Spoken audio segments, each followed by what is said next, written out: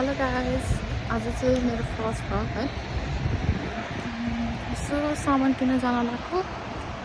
पानी परेर हो यस्तो छ, पानी पर्दै घाम लाग्दै तर यस्तो राम्रो देखेको यार। ओ माई गॉड, अरे चाहिँ बसाउँछ अनि हामी त्यहाँ आएर छ नि। ल अहिले भेटौँ भाइ। वेटिङमा बसिआएको छैन है। कति टाइममा आउँछ अरू बस?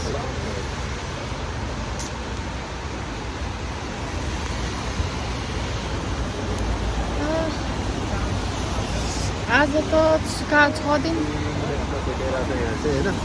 तर हेरौँ है, हेरौँ अब कति टाइममा आउँछ होइन।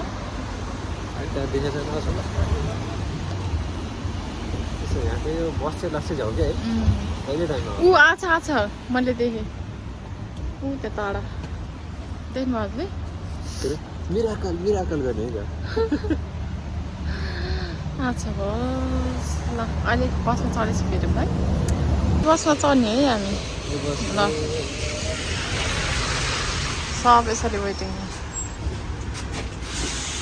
यस्तो ट्याप गर्नुपर्छ, त्यहाँबाट चाहिँ हामी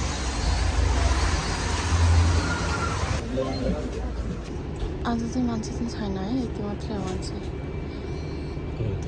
होइन बेला पनि दिउँसो कहाँ मान्छे हुन्छ र बिहान चाहिँ लास्ट भिड हुन्छ है।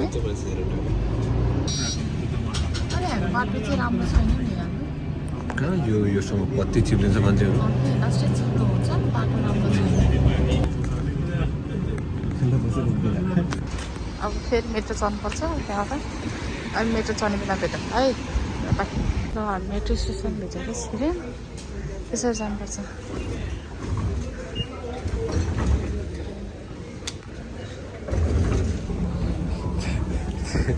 जादु जस्तो देखाएको छ त्यसलाई। यस्तरी सरेर जाने है। वेदर त तर दामी छ नि, कस्तो फोहोर देखेको यार। पानी बरोबर सवारी धन्न आउँदै पुगेन है हामी। अब चाहिँ हामी नेपाल पसल जाँदै हो। के सामान दिने हो आलु त्यहीँ उयस थाहा हुन्छ है। ल के ल्याएँ मैले भन्छु भयो। के अरे जसरी नै अब जे दिन आउँछु भने पनि घुम्ने फेरि लास्टमा त्यो संसारको सामानहरू या त केही पनि नलिकन पर्ने कि त मोमो नचाहेको नआउनु त्यही नै त्यही हो है नेपाल कस्टमर। त्यस्तो यस्तो पसलहरूमा यस्तो पनि पाउँछ। हामी त मासु किन्न लाग्यो। हामीले त के किन्यो भनेर नि उस गरेर है देखाएन।